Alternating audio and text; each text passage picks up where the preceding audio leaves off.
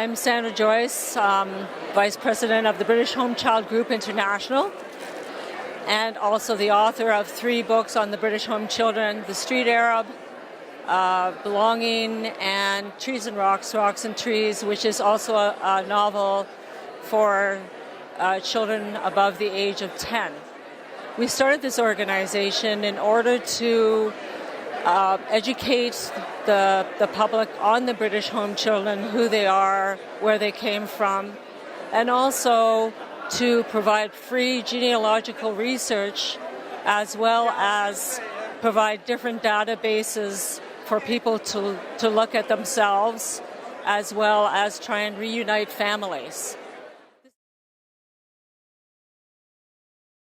The British home children were a group of children, child migrants, who came to Canada as indentured farm workers and domestics. It's estimated that there's anywhere between 100,000 and 120,000, and I think the numbers will never be sure, as some records were improperly kept or are unable to be transcribed. These children were sent to individual farms or to homes of the rich to help out with their domestic duties. The ages ranged between usually 8 and about 14 or 15, although there were some younger children sent. Some of the experiences that they had were quite horrific. Others were on the opposite end of the spectrum, very good, and they were able to amalgamate themselves into the family and become part of the family and were treated as such. Then there's the ones in the middle who were treated just as workers and lost a piece of their childhood. The British home children were not only sent to Canada, they were sent to other countries as well. Now we have evidence that quite a few were sent to Australia, New Zealand, Rhodesia, and also some were kept behind in the UK.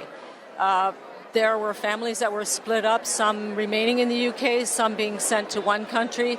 Some families had actual members of their families sent to Canada and another member sent to Australia. That is the reason why we have this international group, so that the people can find each other. In my own case, I've been able to find the relatives back in Scotland and been able to reunite our family after 90 years. And I think that's very important, and a lot of people where they had no leaves on their family tree before will suddenly find them blooming.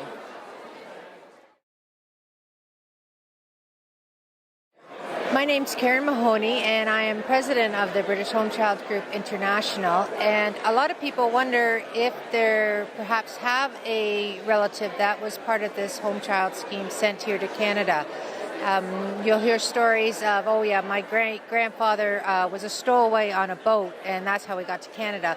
That's usually not true, and that's usually a first clue that they were a British home children. You can go to Library and Archives Canada's website, and there they have the passenger lists where you can put in your surname and name. So some of the best places to do your family history is Facebook, and we actually have a Facebook page or group, which is the Families of British Home Children / Child Migrants. And there you can pose your questions, and we have a great group of genealogists who are willing to help look for your child and see if they were part of this scheme. There's also Roots Chat, which is the largest family history forum based out of the UK, and there is a database there of over 20,000 children's names, and you could potentially find a living relative by entering your information on that database.